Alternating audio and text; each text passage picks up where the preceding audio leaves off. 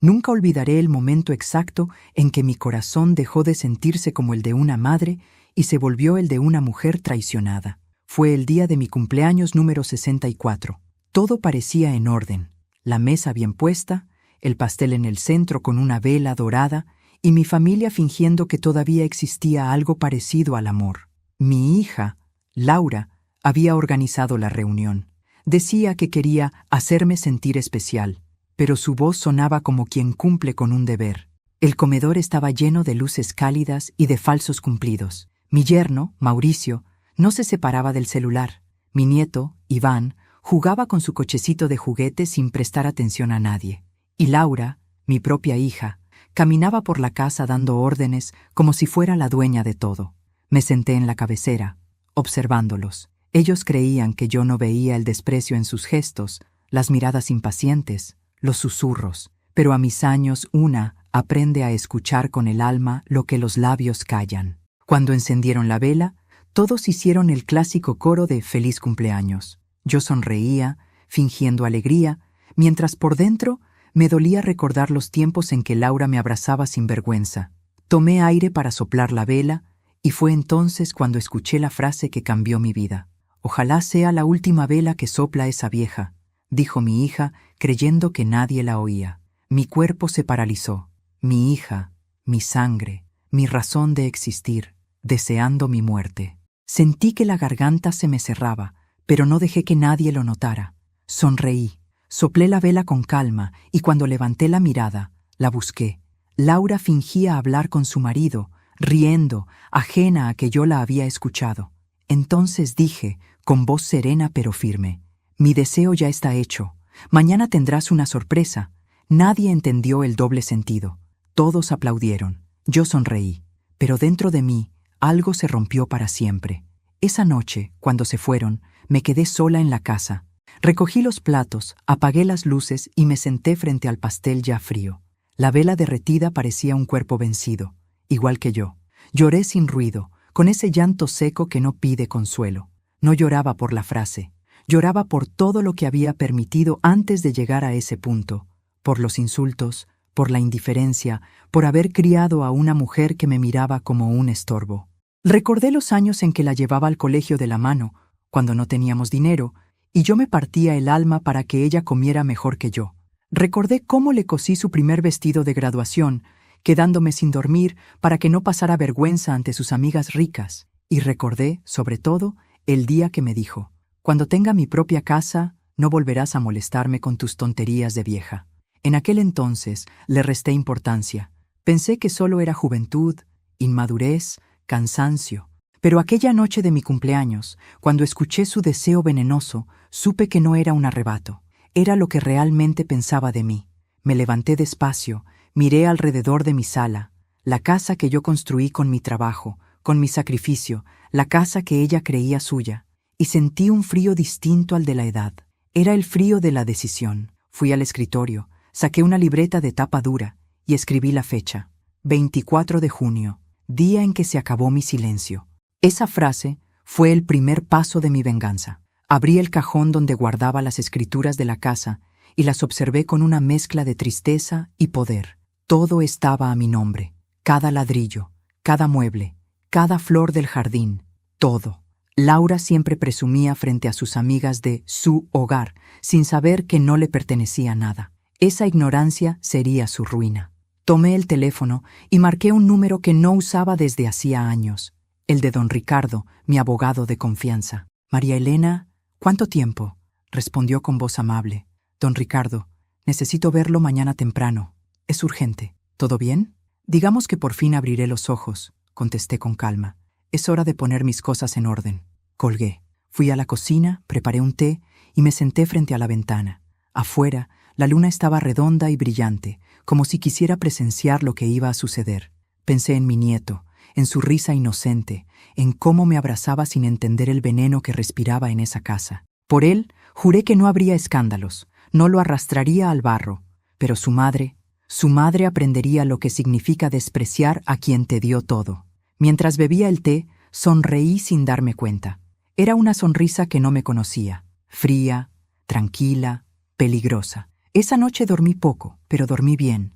A la mañana siguiente, me puse un vestido gris, me peiné el cabello con cuidado y salí temprano. Caminé despacio por la acera, con la serenidad de quien va a confesarse, pero con el corazón firme de quien ya no tiene nada que perder. En el despacho de don Ricardo, firmé un sobre cerrado. ¿Está segura de esto, María Elena?, preguntó. Más que nunca, respondí. Quiero dejar todo a nombre de quien realmente lo merece. Él asintió en silencio. Sabía que no era una decisión impulsiva. Esa tarde volví a casa con el alma ligera. Mi hija me llamó para pedirme dinero para unos arreglos de la casa. La escuché en silencio, saboreando cada palabra. No te preocupes, hija, le dije suavemente. Mañana tendrás una sorpresa. Y colgué. Mientras guardaba las fotos viejas en una caja, sentí algo parecido a la paz. Ya no dolía tanto la frase que había escuchado. Al contrario, me había despertado. Después de toda una vida dándolo todo, por fin había decidido darme a mí misma el derecho a ver caer las máscaras. Pero antes de continuar, quiero hacerte una invitación muy especial. Suscríbete al canal y deja tu me gusta. Esto me ayuda a ver que me apoyas y disfrutas de mis historias. Y cuéntame en los comentarios desde qué ciudad nos estás viendo. Ahora, continuemos. Esa noche, mientras el reloj marcaba la medianoche, abrí la ventana y observé las luces de la ciudad. Pensé en lo irónico que era todo. Mi hija deseando mi muerte y yo a punto de matarle el orgullo. No necesitaba venganza sangrienta, solo justicia emocional. Miré el cielo y susurré. Gracias, Laura, por recordarme que sigo viva. Mañana sabrás cuánto duele subestimar a una vieja. Y apagué la luz. Dicen que el amor de una madre es incondicional, pero nadie habla del día en que ese amor empieza a doler más que cualquier herida. Yo lo descubrí cuando mi hija, Laura, comenzó a tratarme no como una madre, sino como una carga. Y lo más triste es que no fue de un día para otro. No, el desprecio crece como la humedad. Empieza en silencio, se esconde entre las grietas, y cuando te das cuenta, ya te ha podrido las paredes del alma. Laura nació una noche de invierno, mientras la lluvia golpeaba las ventanas de la pequeña casa donde vivíamos con su padre, Ernesto. Yo tenía apenas 24 años y él 30. Era un hombre trabajador, sencillo, con unas manos que olían a madera y esfuerzo. Recuerdo cómo lloró cuando la sostuvo por primera vez. «Es igual a ti», me dijo con orgullo. Pero la vida, que a veces parece ensañarse con los buenos, me lo arrebató demasiado pronto. Un accidente en la obra, un techo que se vino abajo, una llamada fría, y de pronto me vi sola, con una bebé en brazos y una montaña de deudas sobre los hombros. Durante años trabajé sin descanso. Limpié casas ajenas, planché ropa, cuidé ancianos. Lo hice todo para que a Laura no le faltara nada. Y, en cierto modo, lo logré. Nunca pasó hambre, nunca durmió al frío, nunca sintió la miseria que a mí me rondaba de cerca. Pero quizás ese fue mi error. Le di tanto que olvidó el valor de las cosas. Cuando era niña, me decía, «Mamá bonita», me llenaba de dibujos y abrazos. Pero con el tiempo, los abrazos se hicieron más breves, los dibujos desaparecieron, y su mirada comenzó a llenarse de algo que no entendía. Vergüenza, vergüenza de mí. De mi ropa sencilla, de mis manos manchadas por los productos de limpieza, de mi acento de mujer que no estudió. En el colegio, la escuché decirle a una amiga, «Mi mamá no trabaja en una oficina porque no le gusta», era mentira. Yo me rompía el lomo cada día para pagarle ese colegio caro, pero entendí su vergüenza y me la guardé en el pecho, como tantas otras cosas. Con los años, esa vergüenza se transformó en frialdad, y la frialdad en desprecio. Cuando terminó la universidad, ya no me pedía consejos, me daba órdenes, me trataba como a una empleada en mi propia casa. «Mamá, no me pongas eso en la mesa. Mamá, no hables así cuando venga Mauricio. Mamá, cámbiate, por favor, que pareces una sirvienta». Y lo hacía con esa sonrisa fina que hiere más que un grito. Cuando conoció a Mauricio, su futuro esposo, pensé que todo cambiaría. Él venía de buena familia, estudiado, elegante, pero su mirada tenía algo que no me gustó desde el principio, esa mezcla de condescendencia y control. El tipo de hombre que te da la mano mientras te mide para saber cuán útil puedes serle. Y mi hija, ciega de amor y ambición, no tardó en volverse su reflejo. El día que me dijo que se casarían, lloré, no de emoción, sino de miedo. porque supe que ese hombre terminaría de convertirla en lo que más temía, una mujer vacía, pendiente de las apariencias, incapaz de sentir gratitud. Y así fue. Después de la boda, Laura empezó a cambiar de verdad. Me veía solo cuando necesitaba algo, dinero, ayuda con el niño, o alguien que cocinara cuando tenía invitados. «Mamá, tú cocinas mejor que nadie. Ven y nos haces el favor», me decía. Pero una vez allí, me dejaba en la cocina, mientras ella se reía con sus amigos en el salón, presentándome como la abuela María, sin decir que era su madre. Recuerdo una noche en particular. Habían invitado a unos socios de Mauricio. Yo había preparado toda la cena. Cuando entré con la bandeja del postre, escuché que uno de ellos preguntaba: «¿Quién le enseñó a cocinar así?». Y Laura riendo respondió: «Una señora que nos ayudaba antes».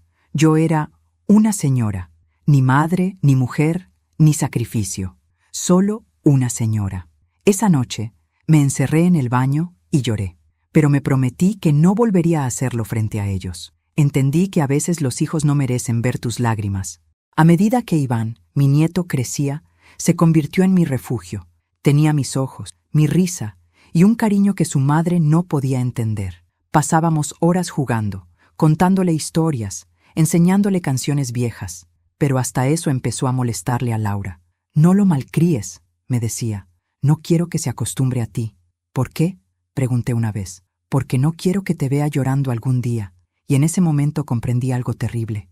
Ella sabía que me hacía sufrir, y no le importaba. Cuando escuché sus palabras en mi cumpleaños, ese deseo maldito no fue una sorpresa total. Fue la confirmación de algo que llevaba años sabiendo, pero no me había atrevido a aceptar. Mi hija no me amaba. Tal vez nunca lo hizo, y aún así no la odié. No, no al principio. Lo que sentí fue algo más profundo, más frío, una claridad absoluta. Por fin entendí que el amor ciego también es una forma de esclavitud. Yo la había criado con el corazón y ella me había devuelto desprecio. Pero lo que no sabía es que, esa vez, yo no iba a quedarme callada. Durante la siguiente semana, fingí normalidad.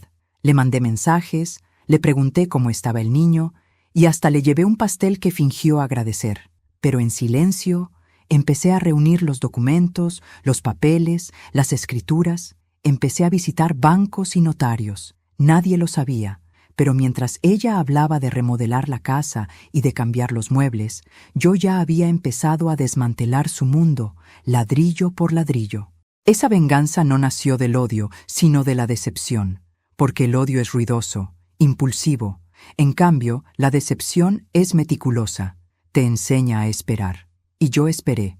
Esa noche, mientras me servía una copa de vino, miré mi reflejo en la ventana, las arrugas, las canas, las manos marcadas, y me vi hermosa, no por vanidad, sino por el poder silencioso que sentía florecer en mí.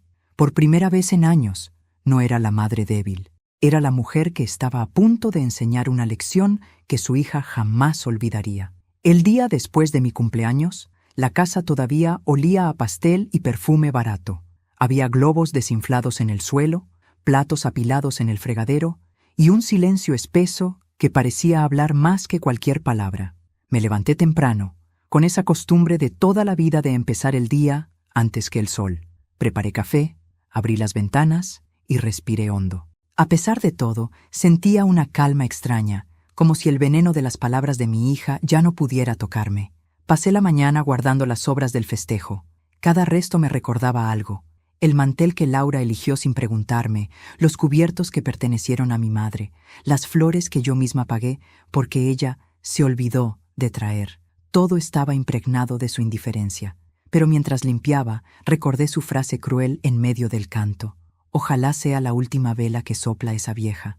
Sonreí, no de tristeza, de determinación. A media mañana, escuché su voz por teléfono. «Mamá, ¿ya te sientes mejor del festejo?», preguntó con ese tono falso que usaba cuando quería algo. «Perfectamente, hija. Gracias por venir ayer. Bueno, fue un lindo detalle, ¿verdad?». Todos quedaron encantados. «Ah, y necesito que me prestes un poco de dinero. Tengo que pagar unos arreglos en la cocina». «Claro», le respondí. «Mañana tendrás una sorpresa». Ella rió sin entender el doble sentido. Yo colgué despacio, saboreando las palabras. Esa tarde saqué una caja vieja del armario del cuarto. Dentro guardaba las cosas que más valor tenían para mí: cartas, fotos, un reloj de mi esposo y el retrato familiar que pinté años atrás. Era una acuarela sencilla, pero en ella estábamos los tres: Ernesto, yo y nuestra pequeña Laura. El cuadro tenía manchas de humedad, pero aún conservaba los colores suaves de aquellos días felices. Lo limpié con cuidado y lo apoyé sobre la mesa. Me quedé mirándolo largo rato, recordando lo que fuimos y aceptando lo que ya no éramos. A la mañana siguiente, decidí pasar por su casa. Llevaba el retrato envuelto en papel y una caja con un regalo, un juego de tazas de porcelana que ella siempre había querido. Cuando llegué, Laura abrió la puerta sorprendida. «Mamá, no hacía falta, lo sé, pero quería darte algo», le dije con una sonrisa. En el comedor estaban Mauricio y mi nieto, Iván. El niño corrió a abrazarme y por un momento todo el mundo pareció detenerse. Era el único que me hacía sentir que aún pertenecía a algo. «¿Qué traes ahí, abuela?», preguntó curioso. «Un pequeño regalo», respondí, entregándole la caja. Laura la abrió con rapidez. Sus ojos brillaron un segundo al ver las tazas, pero su expresión cambió cuando notó el otro paquete, el del cuadro. «¿Y esto?», preguntó. «Ábrelo tú». Desenvolvió el retrato con desgano. Lo miró apenas unos segundos y frunció el ceño. «¿Esto lo hiciste tú?». «Sí, hace muchos años. Lo encontré ayer y pensé que sería lindo tenerlo aquí, en tu casa, con la familia reunida». Ella soltó una risita seca. «Mamá, aprecio el gesto, pero esto no combina con mi decoración». Mauricio intervino con tono indiferente. «Podríamos ponerlo en el cuarto de servicio, Laura». «Buena idea», dijo ella. «Así al menos no desentona». El comentario me atravesó, pero no mostré nada. Me limité a sonreír. «Como quieras, hija». Iván se acercó al cuadro, lo miró y dijo: «Mira, mamá, tú aquí eras chiquita». «Sí, pero eso es muy viejo, hijo. No vale la pena colgarlo». Entonces comprendí que no solo despreciaba el regalo, sino lo que representaba. Ese cuadro era mi vida entera, y ella lo había rechazado con la misma facilidad con la que se deshace de un papel sin valor. Terminé el café, me levanté y la abracé. «Gracias por recibirme, hija». «Claro, mamá. Y recuerda lo del dinero», dijo ella sin siquiera mirarme. «Descuida, mañana tendrás tu sorpresa», repetí con una calma que la confundió. De regreso a mi casa, el aire se sentía diferente. Ya no era el aire de la resignación, sino el de la claridad.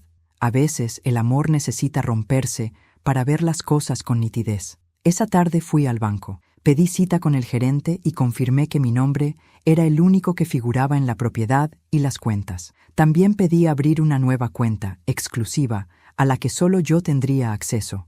Cuando el gerente me preguntó si deseaba transferir fondos, le respondí que sí, todo. Él arqueó una ceja, sorprendido. «¿Todo, señora?». «Todo. Ya no tengo a nadie más que cuidar», contesté con una media sonrisa. Al salir del banco, sentí una ligereza que no conocía desde hacía años. Era como si cada paso que daba borrara un pedazo del peso que había cargado tanto tiempo. Esa noche, mientras cenaba sola, me serví una copa de vino. Miré las paredes de mi casa, los recuerdos, los muebles que había comprado con tanto esfuerzo. Recordé la voz de mi hija pidiéndome dinero, reclamando cariño como si fuera un deber, y me juré que a partir de ese momento, cada acto mío tendría un propósito.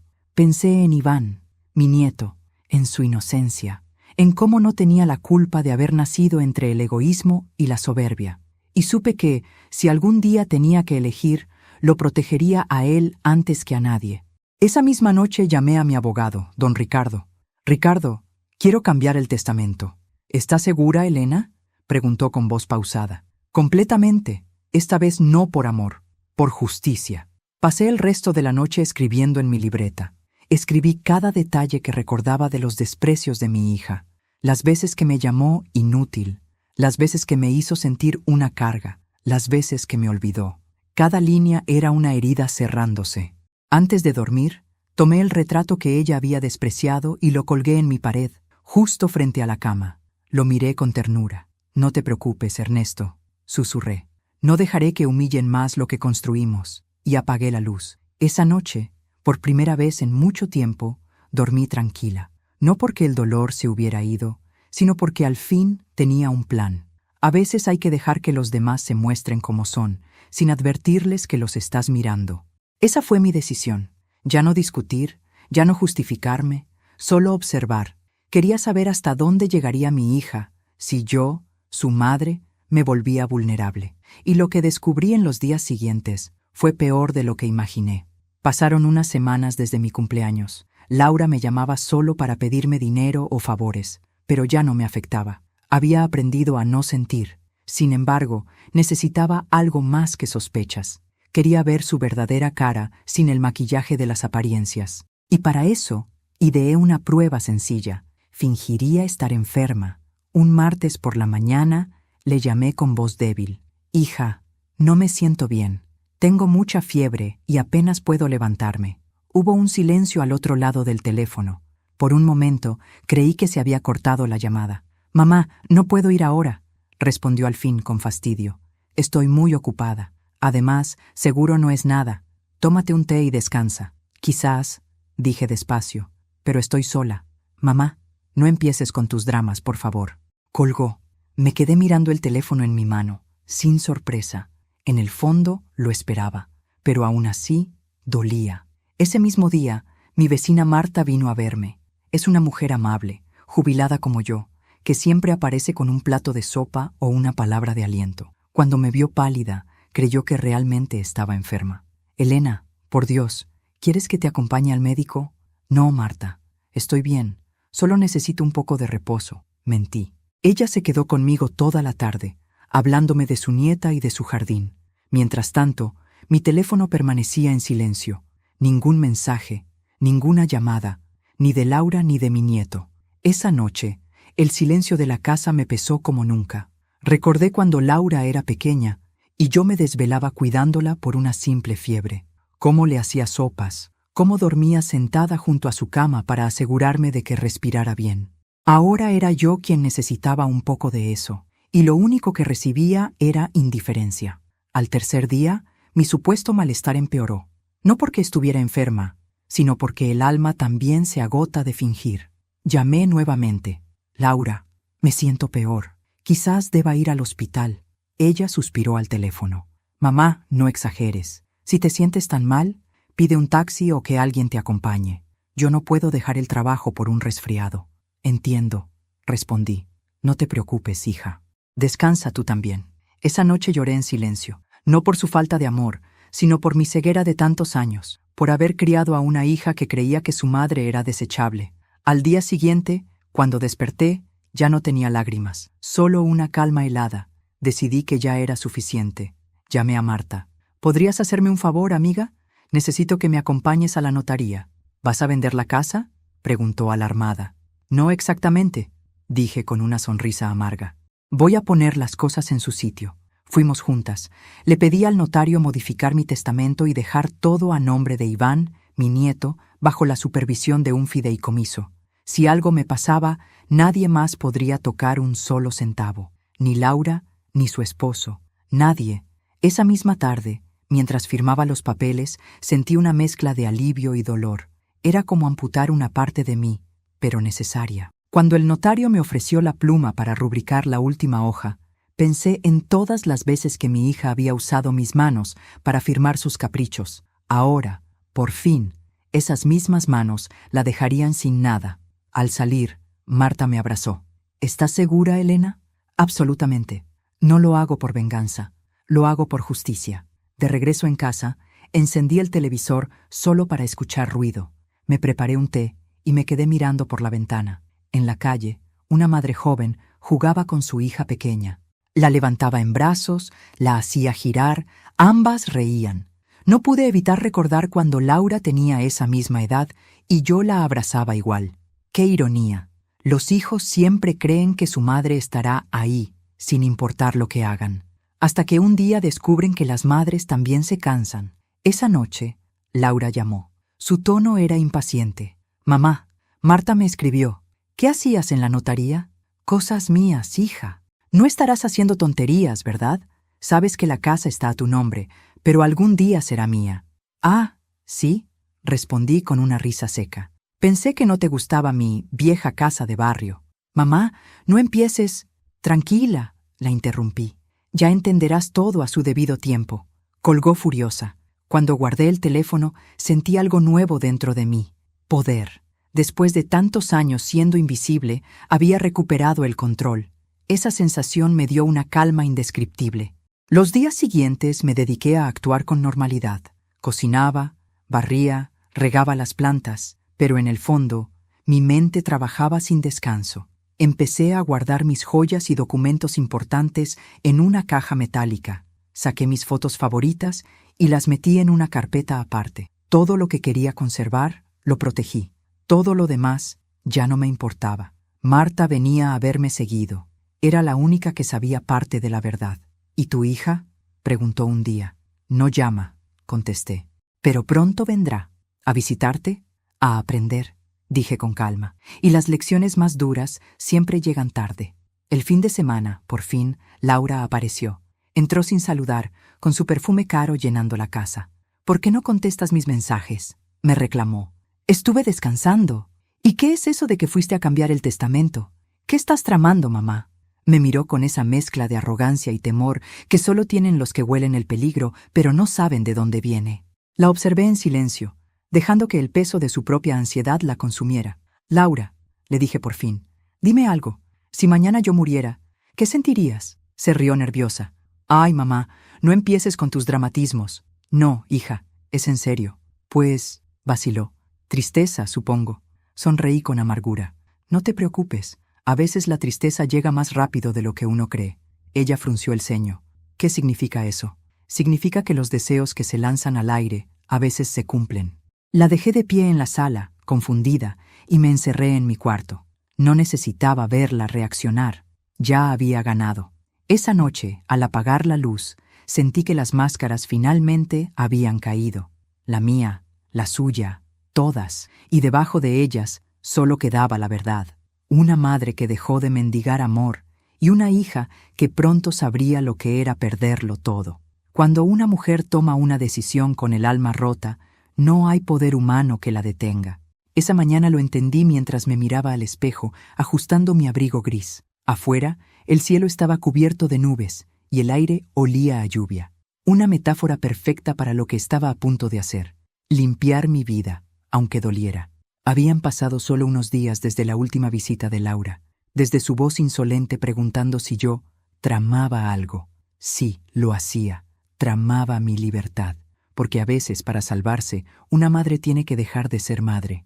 Tomé mi bolso, donde llevaba los documentos listos, escrituras, extractos bancarios, una carpeta de color vino con mi nuevo testamento provisional y el número de cuenta recién abierta.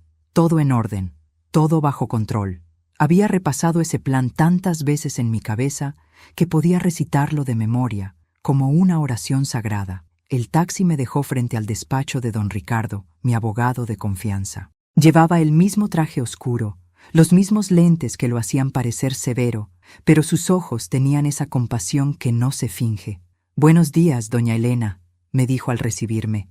«¿Lista?»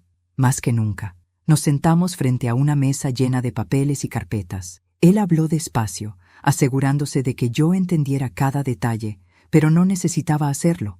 Ya había pensado en todo. «Con esta firma», explicó, «usted transfiere la propiedad de su casa y sus bienes al fideicomiso a nombre de su nieto, con administración restringida hasta que cumpla los 18 años. «Perfecto», respondí. «Quiero asegurarme de que nadie, absolutamente nadie, pueda tocar lo que es mío».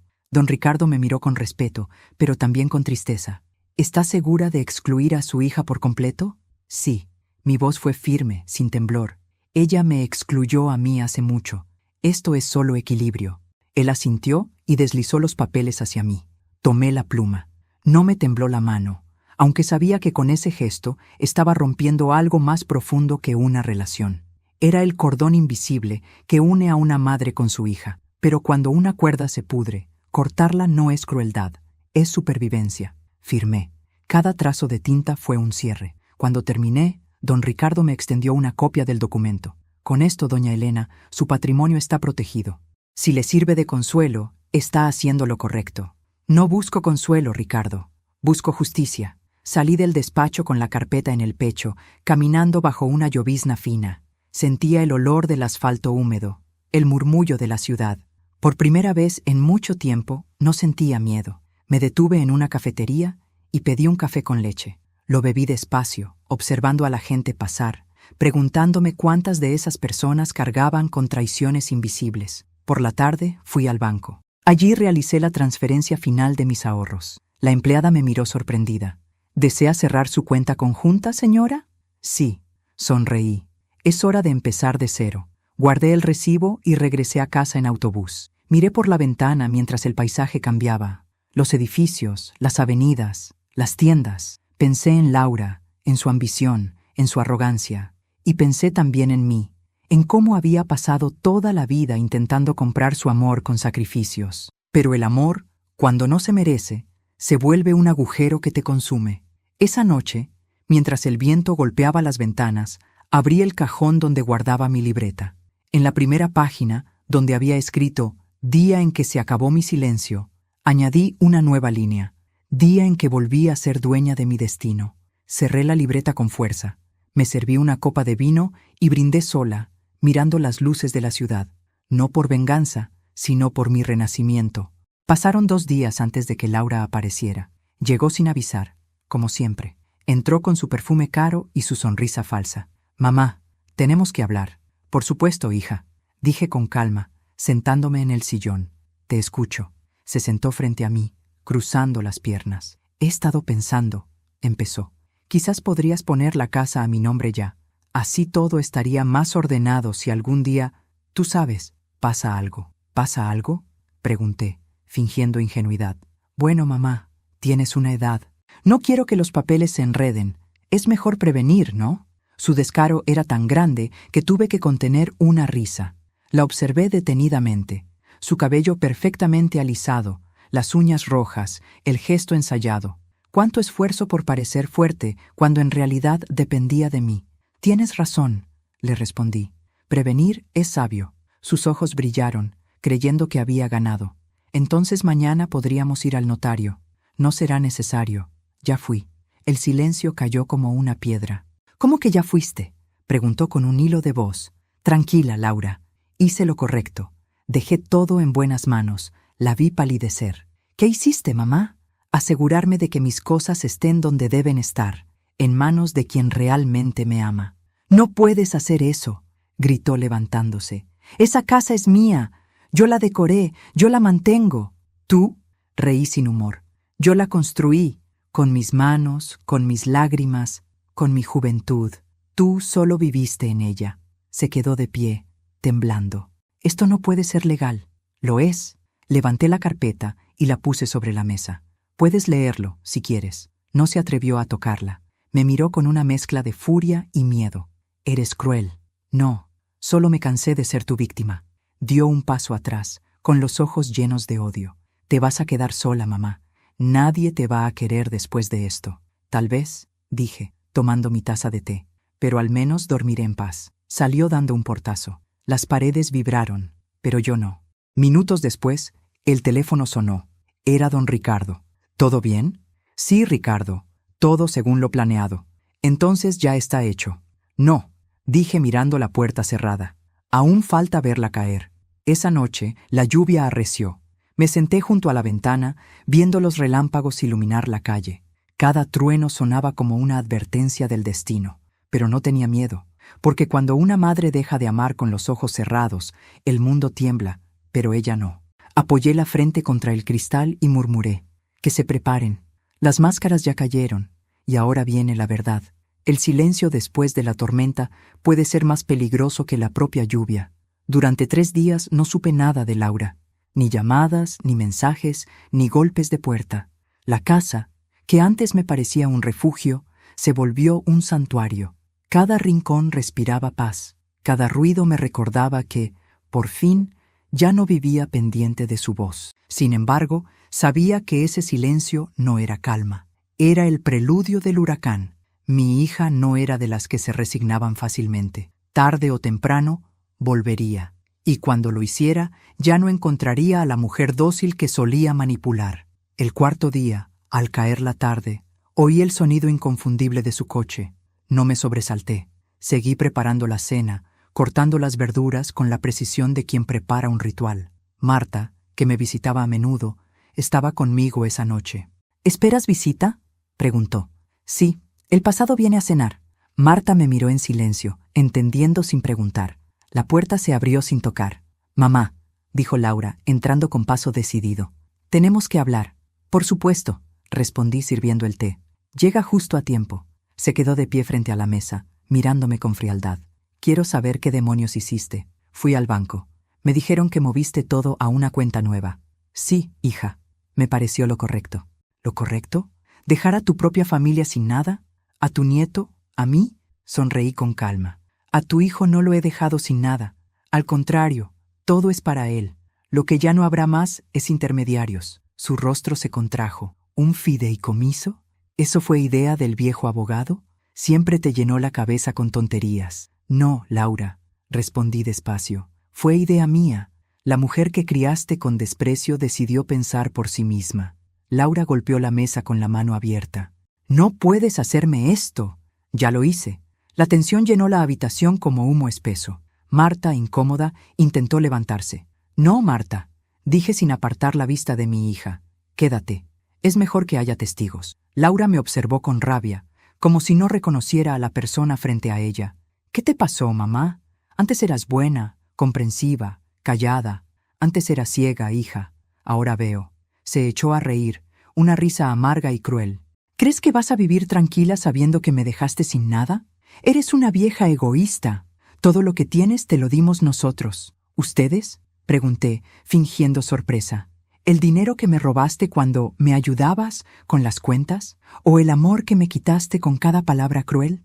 Laura palideció. No sabes de lo que hablas. Sí lo sé. Tengo los extractos. Los revisé con mi abogado. Cada transferencia, cada gasto innecesario, cada mentira. Lo sé todo. Su expresión cambió por completo. El orgullo se quebró en segundos. ¿Estuviste espiándome? No, Laura. Estuve despertando. Marta bajó la mirada, pero su silencio era más elocuente que cualquier palabra. Laura se dejó caer en una silla, con las manos temblando. No puedes hacerme esto, repitió, más para sí que para mí. Puedo y debo, dije con firmeza. A veces, el amor se demuestra deteniendo el daño. Por un instante, el silencio fue tan profundo que se escuchó el tic-tac del reloj de pared. Luego, Laura levantó la cabeza y me miró con odio. ¿Sabes qué, mamá? Cuando te enfermes de verdad, no esperes que nadie venga a cuidarte. Lo sé, contesté con serenidad. Pero, a diferencia de ti, yo sí tengo conciencia. No me quedaré sola. Tengo amigos, tengo a Marta, tengo paz. Tú, en cambio, solo tienes tu ambición. Se levantó de golpe, volteando una silla. No he terminado contigo. Yo sí contigo. Le mostré un sobre sellado que tenía sobre la mesa. ¿Sabes qué es esto? Una copia notariada de todos los movimientos bancarios que hiciste en mi nombre. Si alguna vez intentas tocar un centavo mío, este sobre irá directo a la fiscalía. Laura me miró como si no reconociera a la mujer frente a ella. En su mirada había miedo, el tipo de miedo que siente quien por primera vez se enfrenta a la consecuencia de sus actos. Eres peor de lo que pensaba, murmuró con voz quebrada. Y tú, hija mía, eres justo lo que me hiciste ser. Dio media vuelta y salió sin despedirse. La puerta se cerró con un golpe seco que resonó en todo el pasillo. Marta suspiró. Elena, eso fue necesario, dije recogiendo la silla. Ella creyó que mi silencio era debilidad. No sabía que era estrategia. Nos quedamos un rato en silencio. Luego, Marta tomó mis manos. Estoy orgullosa de ti. No estés, le dije con una media sonrisa. Lo que hice no fue valentía, fue justicia tardía. Esa noche, después de que Marta se fue, me senté sola frente al retrato que tenía colgado en la pared. El de mi esposo y yo, tomados de la mano, en los años jóvenes. ¿Ves, Ernesto?, susurré. Al fin puse orden. El reloj marcaba las 11 cuando escuché un golpe en la puerta. Pensé que era Marta, que habría olvidado algo, pero al abrir, encontré a mi nieto. Iván estaba con los ojos enrojecidos. Abuela, mamá está llorando en el auto. Dice que la odias. ¿Es verdad? Me arrodillé frente a él. No, mi amor, no la odio, pero a veces, para que la gente aprenda, hay que ponerles límites. ¿Y eso duele? Mucho, admití, acariciándole la mejilla, pero es la única forma de sanar. Él me abrazó con fuerza, y mientras lo tenía entre los brazos, supe que todo valía la pena, que aunque mi hija no entendiera mi decisión, tal vez un día Iván sí lo haría. Cuando lo vi alejarse hacia el auto, supe que esa noche cambiaría algo más que un vínculo. Había sellado el destino de ambas, porque cuando una madre cierra la puerta al abuso, el eco que queda no es venganza, sino libertad. Y al cerrar la puerta, respiré hondo. La casa, por fin, me pertenecía no solo por derecho legal, sino por paz ganada. El amor fingido es más venenoso que el odio declarado. Lo comprendí días después de aquella cena, cuando mi hija regresó a escena con una sonrisa distinta, ensayada, medida, como si de pronto hubiera recordado que la hipocresía también podía ser un arma. Habían pasado 5 días desde nuestra confrontación, 5 días en los que el teléfono no sonó, en los que mi casa respiró en silencio, en los que el aire, por fin, no olía a tensión. Pero la calma nunca dura mucho cuando se tiene una hija como Laura. Aquella tarde de domingo, mientras regaba las plantas del balcón, vi su coche detenerse frente a la casa. No venía sola. Al lado del asiento pude distinguir el rostro pequeño de mi nieto, Iván. Me quedé quieta, observando cómo bajaban. Laura llevaba un vestido claro, el cabello suelto, una expresión de falsa dulzura. Tomaba de la mano a Iván con afecto, como si quisiera que yo viera ese cuadro de madre ejemplar. Pero en sus ojos había algo más profundo: miedo. El miedo de quien siente que el terreno que siempre controló ya no le pertenece. ¡Abuela!, gritó Iván al verme. «Mamá dice que te extrañamos». Tragué saliva. El niño corrió a abrazarme, y esa ternura inocente casi derrumba mi serenidad.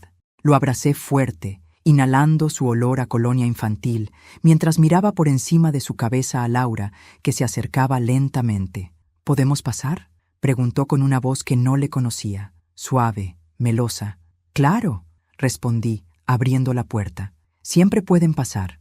Entró, mirando todo con disimulo. Sus ojos se detuvieron en el retrato de mi esposo, en los papeles ordenados sobre la mesa, en las flores frescas que Marta me había traído esa mañana. Todo en mi casa respiraba calma, y eso, lo sé, la enfurecía aún más. Nos sentamos en el salón. Iván empezó a jugar con sus carritos en la alfombra. Laura fingía una sonrisa. «Mamá, estuve pensando, las cosas se nos fueron de las manos el otro día. No quiero seguir peleando». «Yo tampoco, hija», dije con serenidad, «pero hay cosas que ya no tienen marcha atrás». Ella se inclinó hacia mí, con esa mirada de gata que aprendí a temer hace años. «Mamá, somos familia. No quiero perderte». «Ni que tú pierdas a Iván». «No perderé a Iván», dije con firmeza. «El amor no se hereda ni se compra». Laura suspiró teatralmente. «No entiendes», bajó la voz. «Estoy pasando por un momento difícil. Mauricio perdió el trabajo y tenemos deudas». Ahí estaba el verdadero motivo de su visita. El disfraz de la reconciliación se había resquebrajado en minutos. «¿Y qué esperas que haga, Laura?», pregunté despacio. «¿Que te dé el dinero que quitaste de mis cuentas hace un año?» «Eso fue un error», replicó rápido. «Yo solo quería ayudarte con tus gastos». Sonreí con amargura. «Claro, y por eso las transferencias iban a tu cuenta personal». Por un segundo, la rabia se le asomó en los ojos, pero la disimuló enseguida. «Mamá, podríamos empezar de nuevo». «Mira, Iván, ¿quieres que crezca viendo cómo su madre y su abuela se odian?». Antes de que yo respondiera, se acercó a su hijo y lo abrazó frente a mí, fingiendo ternura. «Dile a tu abuela que la quieres», le dijo. «Te quiero, abuela», gritó Iván, con esa inocencia que partía el alma. Ella me miró con falsa dulzura. «¿Ves? Él te adora. No lo prives de su familia por un simple malentendido». Me quedé observándola unos segundos. Cada palabra, cada gesto, era un golpe disfrazado de caricia. Quería manipular mis emociones, arrastrarme otra vez a su terreno, pero ya no era la misma mujer.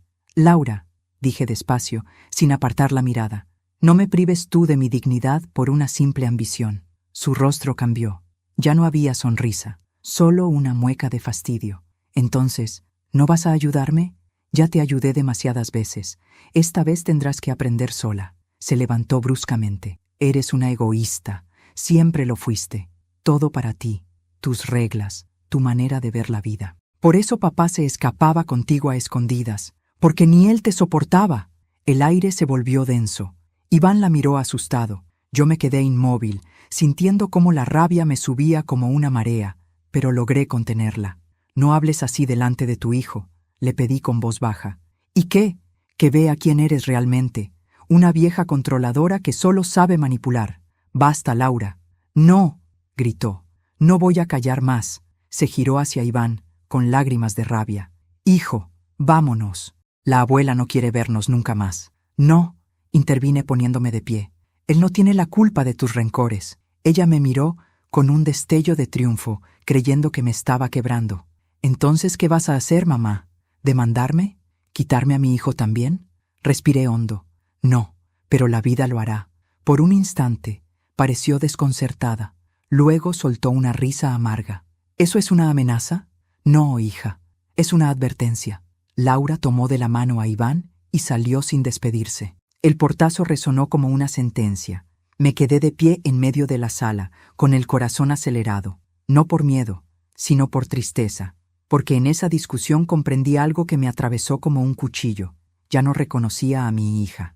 Esa mujer llena de rencor, capaz de usar a su propio hijo como herramienta, no era la niña que yo había criado, y en el fondo, tal vez la culpa también era mía. Marta llegó unos minutos después. La vi salir furiosa. «¿Qué pasó?» «Lo de siempre», respondí cansada. Pero esta vez fue distinto. ¿Distinto cómo? Ya no siento rabia, solo pena. Y cuando una madre deja de sentir rabia, lo que viene después es irreversible. Marta me tomó la mano, preocupada. «¿Qué vas a hacer ahora?» «Esperar», dije. «Ella todavía cree que puede controlar todo. No sabe que ya perdió». Esa noche no dormí. Me quedé sentada en la oscuridad, pensando en Iván, en cómo ese niño inocente crecía atrapado entre la ambición de su madre y mi silencio. Y entendí que, si quería protegerlo, no bastaba con alejarme de Laura. Tenía que exponerla, mostrarle al mundo quién era realmente. La venganza, pensé, no siempre es castigo. A veces es solo la verdad, dicha en voz alta. Dicen que el silencio de una madre duele más que su grito, y Laura pronto lo descubriría. Después de aquella última visita, supe que la batalla había terminado, pero no la guerra. Ella se había llevado a Iván confundido, usándolo como escudo, como moneda de culpa. Lo que no imaginaba era que yo ya tenía un plan, uno que no necesitaba gritos, ni venganza inmediata, solo tiempo y precisión. Durante días me dediqué a observar y esperar. Marta, siempre fiel, venía por las tardes a tomar café y acompañarme. A veces hablábamos, a veces no, pero su sola presencia me recordaba que aún existían personas nobles, capaces de amar sin pedir nada a cambio. Una tarde, mientras arreglaba las plantas del balcón, la vi sonreír y decir: «Elena, la calma antes del final siempre huele así, a flores y lluvia». «Sí», respondí. «Es el olor de cuando una historia está por cerrarse». Sabía que Laura intentaría recuperar terreno. No tardó. Una semana después, recibí una invitación en el correo. «Comida familiar. Queremos reconciliarnos. Laura». No dudé en asistir.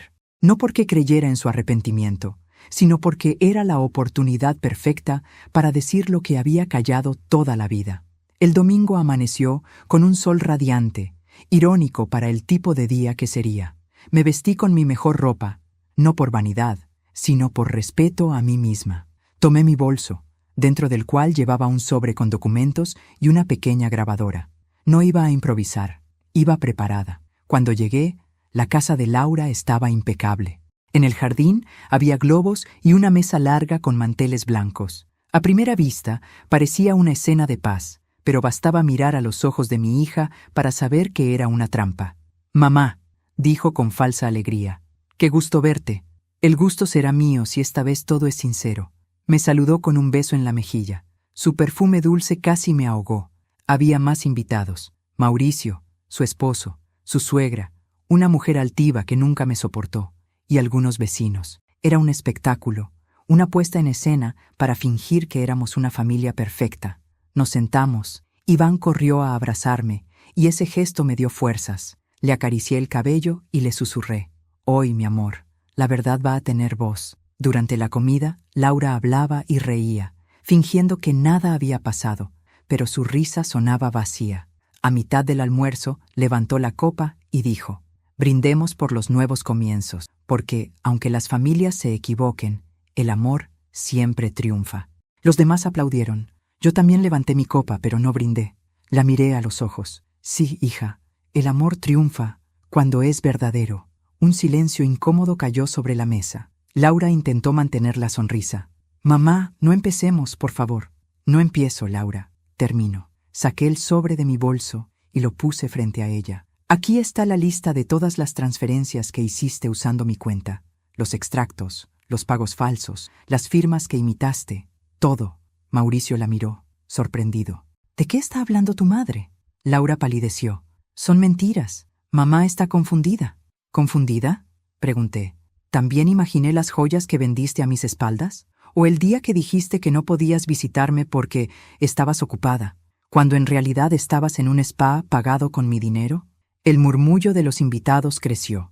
Laura intentó cambiar de tema. Mamá, estás arruinando esta comida. No, hija, solo estoy limpiando la mesa. Saqué la grabadora y la encendí. Una voz comenzó a sonar. Era la suya. La grabación de nuestra última discusión, cuando me gritó que la casa era suya, que no me soportaba, que solo esperaba que muriera. «Apaga eso», gritó levantándose. «Apágalo».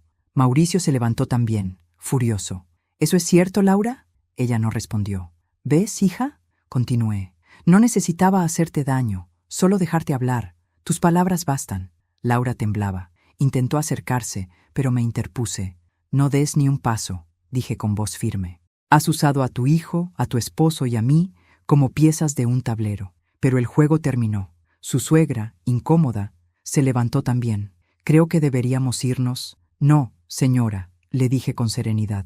«Usted también debería escuchar lo que su nuera hizo, porque sé que fue ella quien le pidió dinero a cambio de heredarle mi casa cuando yo muriera». Los ojos de la mujer se abrieron como platos. «¿Qué?». Laura se llevó las manos a la cabeza. «Basta, mamá, por favor». «No. Tú dijiste que querías reconciliación. Pues aquí está. Reconcíliate con tus mentiras». Los murmullos se transformaron en silencio absoluto. Solo Iván lloraba, confundido. Me arrodillé junto a él. «No llores, mi amor. A veces, la verdad duele, pero es necesaria». Mauricio se acercó lentamente, la cara desencajada. «No puedo creer lo que estoy escuchando». «Créelo», dije yo, «porque todo está aquí. Y si algo más ocurre, esto irá directo a la policía». De pronto, Laura se derrumbó. Cayó de rodillas, sollozando, mientras todos la miraban sin saber qué hacer. «¿Por qué, mamá?», balbuceó entre lágrimas. «¿Por qué me haces esto?». «Porque tú lo hiciste primero», respondí con voz firme. «Me robaste, me humillaste, me trataste como si fuera invisible. Pero una madre que calla no es una madre débil. Es una madre que está esperando el momento justo para hablar». La miré por última vez. «Y este es el mío». Tomé mi bolso, acaricié la cabeza de mi nieto y caminé hacia la salida. Detrás de mí quedaron los murmullos, el llanto, la vergüenza. No necesité mirar atrás para saber que la verdad, como un eco, seguiría resonando en esa casa durante mucho tiempo. Cuando crucé la puerta, sentí el aire fresco en el rostro. El cielo, que había empezado a nublarse, dejaba filtrar una luz dorada entre las nubes. Respiré hondo. No era alegría lo que sentía, sino alivio. Marta me esperaba afuera, sentada en su coche. «¿Todo bien?», preguntó. «Todo dicho», respondí. Y mientras el auto arrancaba, me quedé mirando por la ventana. No pensé en el pasado, ni en el daño, ni siquiera en la venganza, solo en algo más simple y profundo, la libertad de una madre que, al fin, dejó de callar. Dicen que cuando un terremoto termina, lo más difícil no es el estruendo, sino el silencio que queda después. Así fue para mí. Después de aquel almuerzo, después de ver a mi hija desplomarse ante todos, el mundo pareció detenerse. Por primera vez en muchos años, no sentía miedo, pero tampoco alegría. Era una calma tan honda, tan extraña, que dolía. Esa misma noche, la noticia corrió por todo el barrio. Nadie había grabado el escándalo, pero bastaban las palabras de los presentes para que el rumor se multiplicara. La hija de doña Elena se desmoronó en su propia casa. La señora mayor la enfrentó frente a todos. ¿Qué valor tuvo después de tanto? Yo no buscaba aplausos ni venganza pública, solo verdad. Pero la verdad, cuando sale a la luz, nunca se queda quieta. Viaja, crece, deja cicatrices. Durante los días siguientes, mi teléfono no paró de sonar. Vecinos, familiares, conocidos, todos querían saber qué había pasado realmente. Yo respondía lo mismo. Nada nuevo, solo dejé de callar. Marta, que se convirtió en mi sombra, se quedaba conmigo casi todas las tardes. Me ayudaba a ordenar papeles, a organizar la casa, a recuperar el orden interno que el alma necesita después de una tormenta. ¿No te sientes culpable, Elena?, me preguntó un día, mientras acomodaba los platos del comedor. Sí, admití, pero no por lo que hice. Me siento culpable por haber esperado tanto. Esa fue la verdad más dura. Yo había permitido todo, por miedo, por costumbre, por ese amor ciego que nos enseñan a las madres. Creemos que soportar es amar, que callar es proteger, que perdonar sin límites es virtud, hasta que entendemos que, a veces, perdonar a quien no lo merece es traicionarse a una misma. El tercer día, mientras tomaba té en el balcón, vi un coche estacionar frente a mi casa. Era Mauricio. Se bajó despacio, con gesto cansado. Dudó antes de tocar el timbre. «Pasa», le dije al abrir la puerta. «Ya sé a qué vienes». Entró sin hablar. Llevaba el rostro demacrado, ojeras profundas. «Laura está mal», dijo por fin. «No come, no duerme, no habla con nadie». «Las culpas pesan», respondí con calma. «A veces el alma se indigesta antes que el cuerpo». Se sentó frente a mí.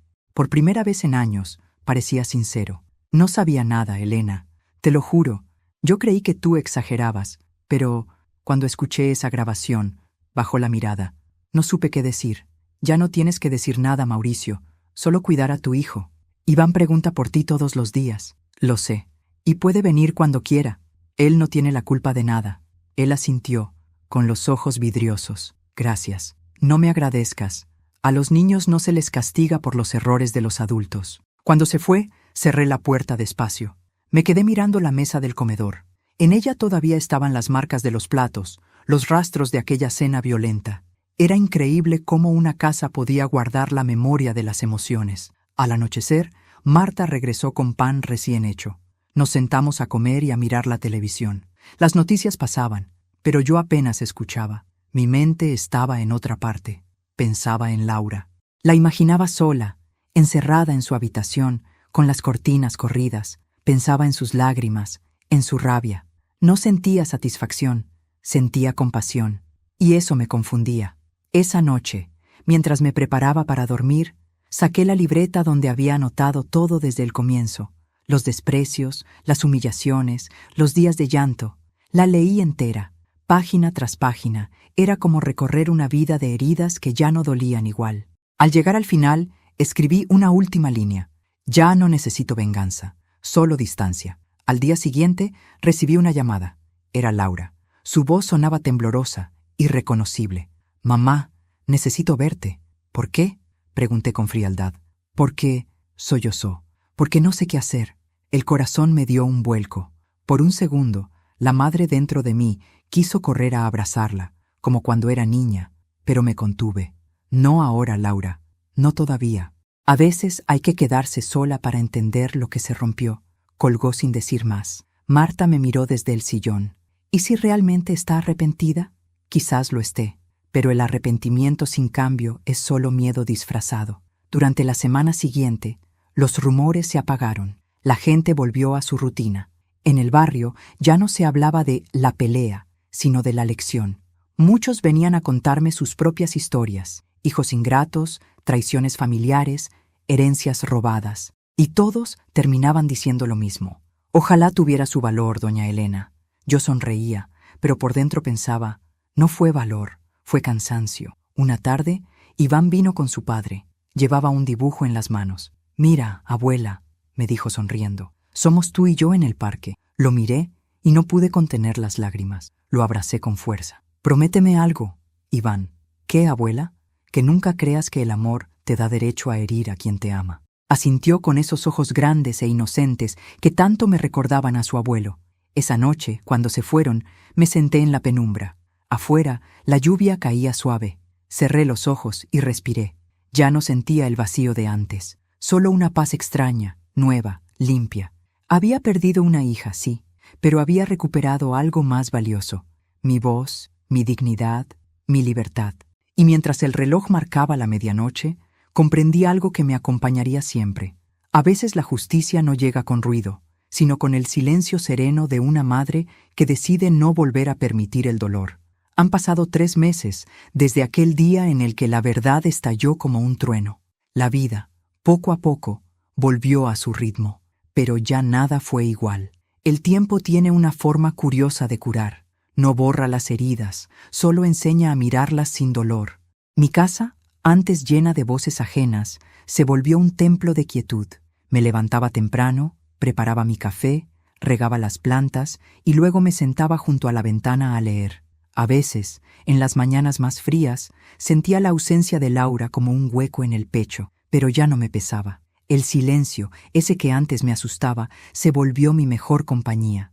Iván venía los fines de semana. Jugábamos en el jardín, horneábamos pan o mirábamos películas antiguas. Él era mi pedacito de esperanza, la única luz que nunca se apagó. Cuando lo veía reír, entendía que no todo estaba perdido. Marta seguía siendo mi confidente. Su compañía había sido mi ancla en medio de la tormenta. Una tarde, mientras compartíamos un té, me miró con ternura. «¿Y si la perdonas, Elena?», preguntó con cautela.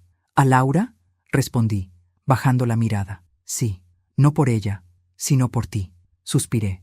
«Perdonar no es difícil, Marta. Lo difícil es volver a confiar». Ella asintió en silencio. Los días siguieron pasando con serenidad, hasta que una mañana, cuando el invierno ya empezaba a marcharse, sonó el timbre. Me sorprendió. No esperaba visitas. Al abrir la puerta, mi corazón dio un vuelco. Era Laura. Estaba más delgada, con el rostro pálido y los ojos hinchados. En sus manos llevaba una caja pequeña envuelta en papel blanco. Por un instante, el tiempo se detuvo entre nosotras. «Mamá», susurró temblando. «¿Puedo pasar?». No respondí de inmediato. Solo aparté un poco la puerta y le hice una seña.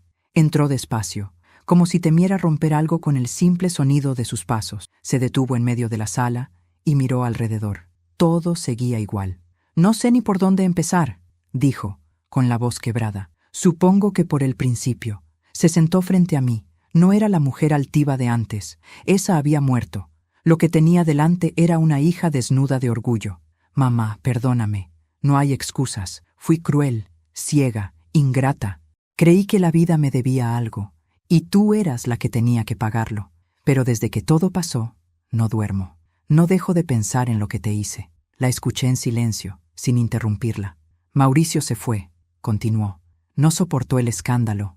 Vendí el coche, renuncié al trabajo. Y lo peor, Iván me mira distinto. Ya no confía en mí. Lo perdí todo, mamá.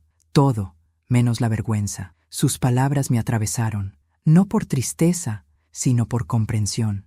Era la primera vez que hablaba sin máscaras. «¿Y qué quieres que haga yo, Laura?», pregunté con voz suave. «Nada, solo quería verte y darte esto». Me entregó la cajita, la abrí con cuidado. Dentro había una taza, la misma taza que ella me regaló en aquel cumpleaños donde todo empezó, la de los $15. Pero ahora tenía algo escrito a mano: «Para la mejor madre, la que me enseñó a caer y a levantarme». La miré sin poder hablar. «No busco que olvides», dijo, «solo que algún día recuerdes que, a pesar de todo, sigo siendo tu hija». El silencio que siguió fue largo. En mis ojos asomaban lágrimas que no quise contener. «Te crié con amor, Laura, pero el amor sin límites se convierte en prisión. Tu castigo no fue mío, fue tu propio espejo». «Lo sé», murmuró, llorando, «y ojalá pudiera volver atrás». Me levanté despacio y la abracé. Por primera vez en muchos años sentí que su llanto era sincero. Su cuerpo temblaba contra el mío, como el de una niña perdida. «Ya no hay atrás, hija, pero aún hay adelante». Nos quedamos así, en silencio, largo rato. Afuera, la lluvia comenzó a caer, suave, como si el cielo también respirara aliviado. Cuando se marchó, dejó la taza sobre la mesa. La miré por un buen rato. No era un simple objeto, era un símbolo. El mismo que alguna vez representó humillación, ahora traía redención. Esa noche, mientras me preparaba para dormir, encendí una vela junto al retrato de mi esposo. «¿Ves, Ernesto?», susurré. Todo se ordenó, al final. Me senté en la cama con la taza entre las manos. No era perfecta. Tenía una grieta fina, apenas visible, que la hacía única, como yo, como Laura, como toda relación que ha sobrevivido a la tormenta. Antes de apagar la luz, sonreí, no porque todo estuviera bien, sino porque al fin entendí algo que tardé 60 años en aprender. El amor verdadero no siempre se demuestra salvando, a veces se demuestra dejando caer, y estando allí cuando el otro aprende a levantarse. Y así, entre el murmullo de la lluvia, cerré los ojos, no con tristeza, con paz, porque la historia que empezó con una vela terminaba con una luz distinta, la de una madre que por fin se perdonaba a sí misma. Con el paso de los días, comprendí que el perdón no borra lo vivido, pero le cambia el color a la memoria. Ya no veo a Laura como la hija que me hirió, sino como la mujer que tuvo que perderlo todo para reencontrarse. A veces la vida enseña con golpes que el corazón no olvida, pero también sana con silencios que el alma agradece. Iván sigue viniendo cada semana. Juntos reímos, cocinamos y caminamos por el jardín que su madre y yo alguna vez sembramos. Cuando lo veo correr entre las flores, siento que el ciclo se cerró. El amor, cuando es genuino, siempre encuentra un modo de florecer, aunque haya pasado por el invierno más cruel. A veces me siento en la ventana, con la taza entre las manos, y miro el atardecer. La grieta en la cerámica brilla con la luz del sol, como una cicatriz que aprendió a ser hermosa. Y pienso que eso somos todos al final, fragmentos rotos que de algún modo siguen sosteniendo el calor de lo que amamos. Cierro los ojos, suspiro y agradezco, porque sobrevivir al desamor no es perder, es renacer. Si esta historia te conmovió, te invito a que te suscribas al canal y le des me gusta al video. Tu apoyo me ayuda a seguir creando más relatos como este, llenos de emoción, reflexión y verdad. Cada día encontrarás nuevas historias que tocan el corazón y que tal vez te recuerden que nunca es tarde para volver a empezar.